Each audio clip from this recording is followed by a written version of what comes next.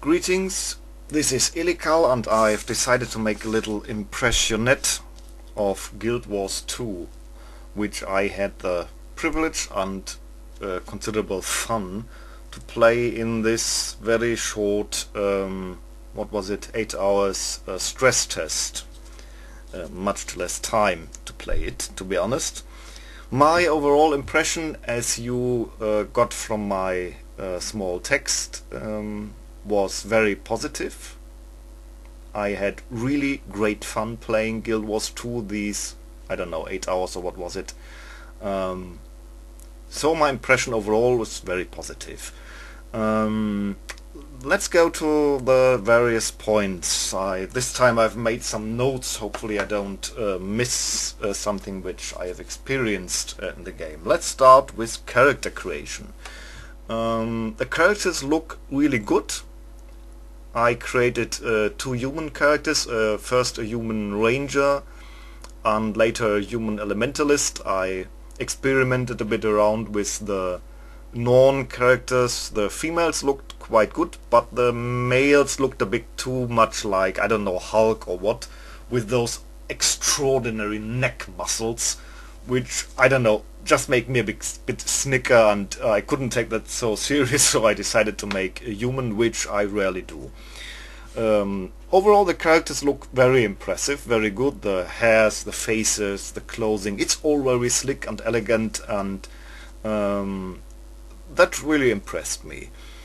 One of the first negative things, which is also the most important negative thing for me, is I played the beta together with a friend who also happened to have a beta key, and it took us about, I don't know, 15 minutes or 20 minutes trying to figure out to get together into the same instance, until we googled for it and found out there was no option to get into the same instance. There was this, I don't know what's it called, overflow instance or something, when the basic server seems to be full. I don't know the details of the technicality behind it, but there is some point where you just don't get together with your friends, and I'm sorry, that's really a big no-go for me.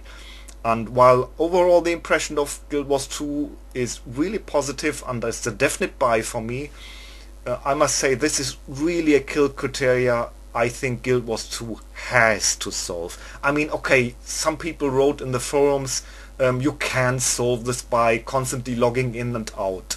And I don't know, sorry, that's no excuse for it. That's like, I don't know, you don't buy a house and then you don't get a door to enter because the architect says, oh well, you can enter the house as well through the windows. I'm sorry, no one will do that, and a massively multiplayer online game just needs a functionality that you gather with your friends, that you say, hey, I'm meeting my 1, 2, 3, 4 friends, guild mates, whatever, and you just want to have a good time as a group together, and then you have to log in and out several times or leave and enter the zone several times.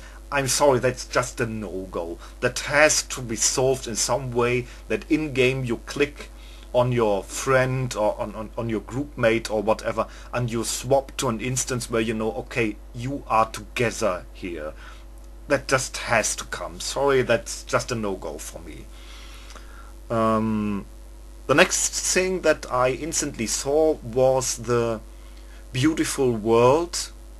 The visuals are really great, and the atmosphere is great, and walking through the human landscapes was really like walking through a picture. I don't know when the last time was, probably Lotro, Lord of the Rings Online, when I really had this impression of just being in a landscape I want to watch. I want to stand and gaze over the meadows, over the hills, into the distance. Just standing there and looking into some direction for some minutes was really something I rarely did in other MMOs, because usually there just isn't much to see. If I take Star Wars The Old Republic, to which I will make some references, of course, since it's the last MMO I played on, and I'm playing still because there's nothing else for me to play at the moment, the difference is really big. Guild Wars 2 did really everything right here. You can see wonderful details in the landscape, but what really impressed me even more than the beautiful scenery itself is ArenaNet's attention to detail, which makes the world feel alive. I remember a few things, like when I went into the lands, there was a mill, and you see an NPC walking to the cart, and I think he was getting hay or carrying something from the cart into the mill, and I explored the mill, and there are people who hammer on the floor repairing the mill or building the mill, I wasn't sure, and another NPC who walks up and down and carries a barrel, and all these details. Or I went into the city, what's the name, Divinity's Reach, and there's an NPC approaching a market stand, and he asks about some wares, or two people meet and have a conversation, and one NPC asks another for direction and then moves on. Or all the things you can examine and just get details about the world. I remember walking the streets, and there was a manhole on the ground. I could click it, and there was an information about some noises getting from below. I was going to some book stands, and there was a children's book and another book, and it wasn't just important, it wasn't just really something that was necessary leading to something, but that was the fantastic thing about it. It was just giving me detail, background, and making this world feel alive, making this world feel real. When I walked to Divinity's Reach, I thought, yes, this is the way a city must be. Alive, people walking around, people talking to each other, both having audio conversation and having a speech bubble above their head, so you could see, hey, there are people talking, there are people walking, there are people working. I mean, that is really the thing that I absolutely disliked about Star Wars The Old Republic, where no one was doing anything, or people were locked in some animation that wasn't going anywhere. This was such a strong contrast, and so much what Star Wars The Old Republic had missed, despite being a super big budget, which I still can't understand how this could happen, and what Guild Wars 2 with and ArenaNet really did right and wonderful, where you enter a village, where you go to a farm, where you enter the big city, and it really feels alive. People are working there, they are doing something, they're having conversations, they are moving. That it really feels animated and alive, and you can click things, you can use things, and you get some information about things.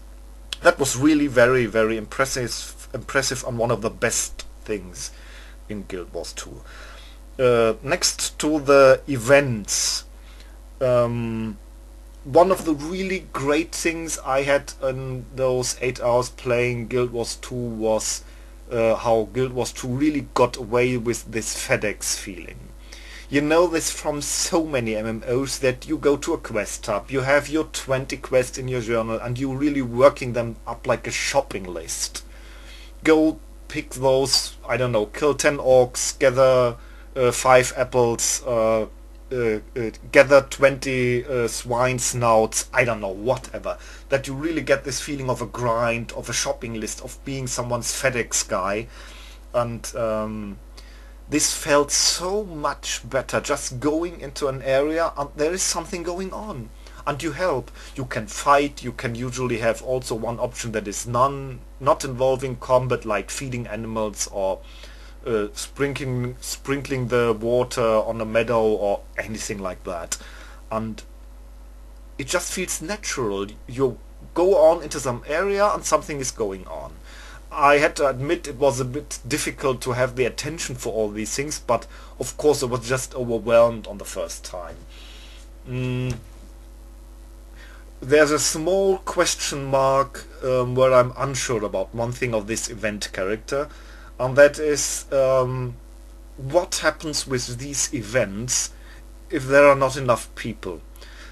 Something that I realized, I was playing along with my friend, and in the starter instance we were in 2 different instances of this starter event, the raid of the centaurs on this keep. And we both were standing on the bridge, but in different instances. In my instance I was standing with 5 or 6 other players, and it was easy to fend off the centaurs. he told me that at the same time he was standing alone on the bridge, and he always asked me, how am I going to suppose to defeat this giant end boss? You know, this super monster with flying rubbish, or what kind of this earth elemental, this giant thing in the end of it. And luckily for him, another player was then coming later, and they halfway could manage it. But that is really some big question. I mean, it reminds me of an experience with Rift, which has a similar mechanic. When the rift opens and a fire invasion spawns or a water invasion spawns, at the beginning of the game, the lower level zones were of course full, and it was easy to tackle these events. But it was getting way more difficult later on. I remember that very clearly, when people had moved by and large into higher level zones. Now I know people are telling me, well, this won't happen in Guild Wars because people were still coming back, and I say maybe that is so, but for now I have to assume that it is not so, because at some point people just move on. I mean, of course there are new people coming, since Guild Wars 2 is free to play, it's easier to just enter the game. That's all nice and fine, but it still remains a question: what happens if you get into some area and you want to do this event, or you are caught in this event and you are alone, or you have just two people? Does Guild Wars 2 have some scaling? Will they send in NPCs to help you? Something to work with this issue. It's a big question mark on an MMO which is almost entirely based on events, which I just haven't heard an answer or read anything from ArenaNet yet, and it's just a question mark upon it. The next point is combat.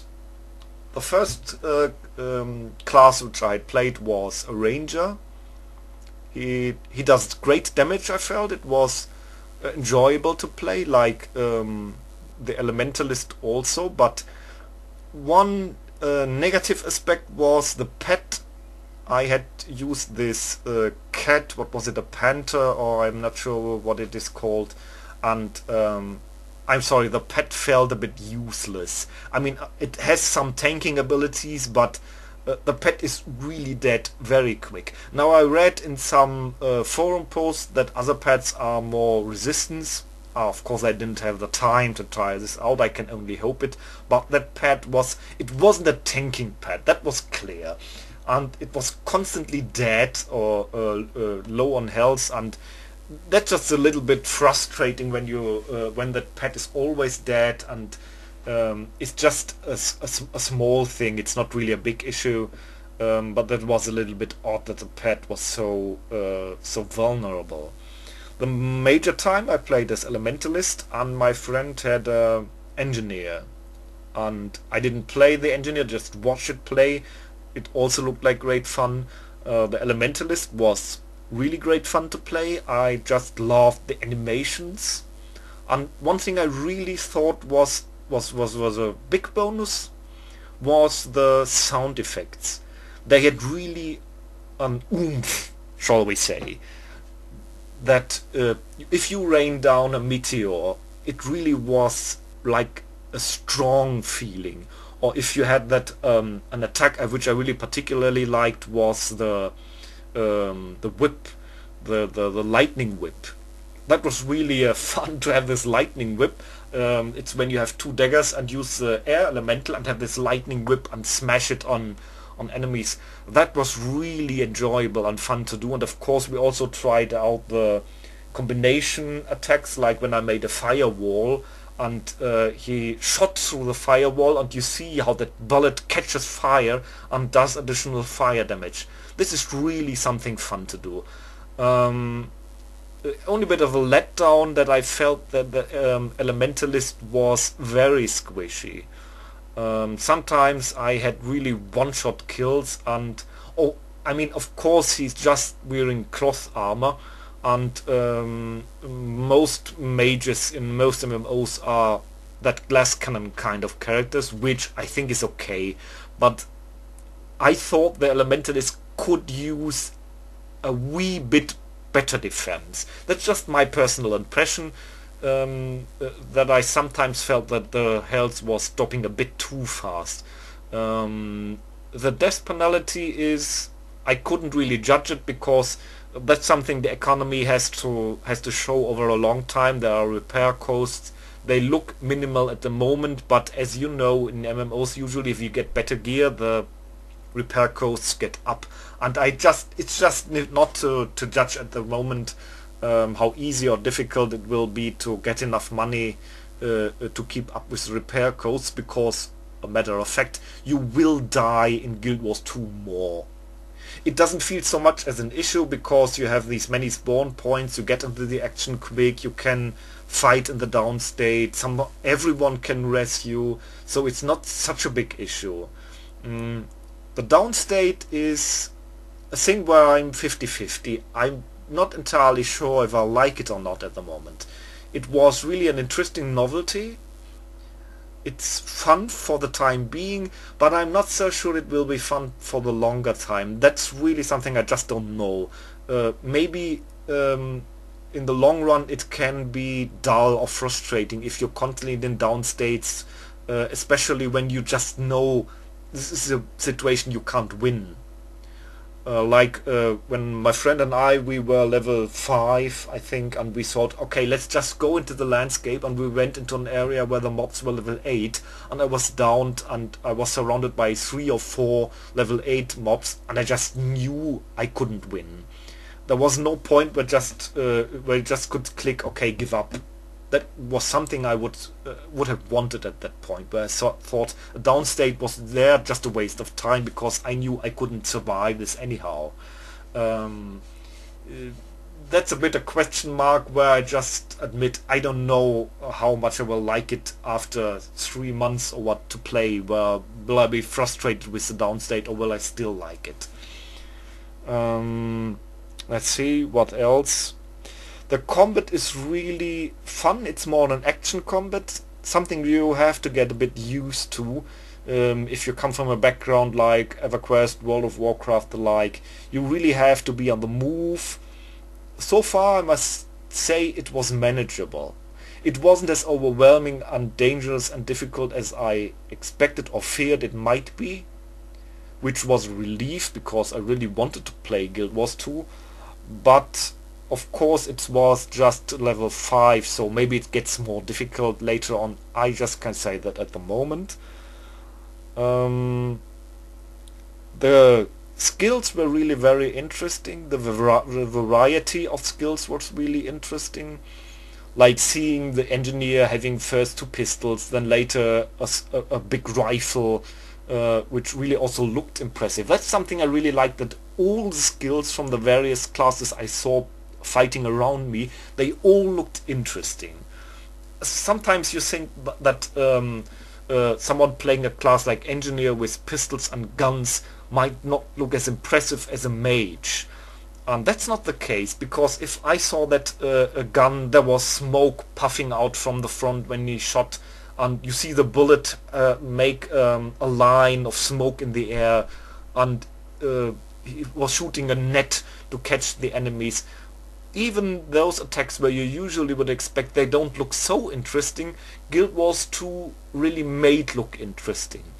I'm really about to find out about the melee, which I didn't have the chance to try out yet, and I didn't pay so much attention yet how good they look, but I saw Mesmers and Necromancers, which the really cool looking Necromancer pets, and everything is really visually attracting in this combat abilities, and that's really something you like to have. It is, if this small side note is allowed, one of the big downers in the Secret World, because the Secret World has also elemental attacks like a lightning zap and a fire attack, and those two, Guild Wars 2 and the Secret World, and here are really a huge contrast. It's like a gap between worlds, between years of development, and while I enjoyed my Secret World beta weekend, this is really where Guild Wars is leagues ahead of. If you use lightning in Guild Wars 2, if you use fire in Guild Wars 2, it really feels powerful and visceral, and in the secret world you have the same, basically the same sorts of attacks. You have also pistols and rifles and lightning and fire, and was so lame compared to Guild Wars, where Guild Wars really did it right. And I think it will be enjoyable to have these skills for a very long time. One of the downsides, at least for me, is that Guild Wars 2, as was previously known, has no regional chat. Now I know there are plenty of people who shut down global or regional chat, and you're really free to do so. Personally, I miss that. I really wish regional chat would exist as an option. Now I know lots of people will say, what do we need regional chat channels? People will be trolling and flaming and aggro speech anyway. But I say, so what? You know, one of the revealing experiences for me when Lord of the Rings Online went free to play, I remember I went back to Lotro, and I was so frustrated with the global chat channel or the regional chat channel, because there was constantly flaming, trolling and aggro speech. And I was so desperate, I said, oh my, this game had so been dragged down. When I realized I just had to put, I don't know, 5 or 8 people on an ignore list, and suddenly it was all peaceful. You see, my opinion is, those trolling people, those flaming people in the chat channel are really just a handful. It gives you the impression that the chat is really filled with trolls and flamers. But sorry, I don't think that's a majority. It's just a handful of people in all these games. They drag it down, okay, but you just have to put a handful of people, 5, 8 or 10 on your ignore list, and it's just like a miracle. It's really only a handful of people usually who drag down the entire chat. And why should we exclude a helpful, useful feature which you have the option to deactivate if you don't like it, just because a handful of trolls? I just don't see that is reasonable. I see the benefits of the regional chat channel, the community building effect of a global chat channel by far outweigh any handful of trolls that might exist in such channels, which you can just put on ignore and be done with it. I really hope ArenaNet rethinks their stance on this, because you can't ask questions which you have. You can't, if you have a problem, if you don't understand something, if you don't find something. It's just a thing that a game needs, in my personal opinion. Or if you say, hey, there's an event going on and you don't have enough people, and you can ask for more to come, or just has a conversation over trivial non-game related things, even that can help connect you to people. And sorry, I think that's something Guild Wars 2 really needs. Like my personal pet peeve, chat bubbles. I'm sorry, I'm a big fan of optional chat bubbles, because it's so difficult when you are in an area and you are surrounded by, I don't know, 10-20 peoples, and you want to say to someone something, like having a roleplay conversation, or asking for directions, or just thanking someone for the matter that he helped you, anything. And if you don't have a chat bubble, it's so easy to overlook. It's so easy to miss a person, or not have a conversation. And chat bubbles are just such a wonderful way to get in touch with people, to get new friends, to get new in-game mates. I really think that a chat bubble really helps to create communities a lot. And to those who hate chat bubbles, I know some do, with all respect, you can deactivate that. You can just put it away. Why remove features which can be optionally shut down for everyone? I don't get this. And the chat bubble is something that's really absent in so many games these days. I think Secret World doesn't have one so far. Star Wars The Old Republic doesn't have it. And I really miss chat bubbles, because it's such a wonderful for socializing, for role-playing and the likes. My final say about is that now that I can't play Guild Wars for the time being until the next beta event, I must say that for the first time after years I felt really missing a game when I can't play it. this feeling of being addicted, this feeling of, hey, I would like to play Guild Wars 2 right now, is something I haven't felt for a very long time, and that's saying a lot positive things about the overall accomplishment of Guild Wars 2. Yet they have that I had this feeling, okay, I want to play it now.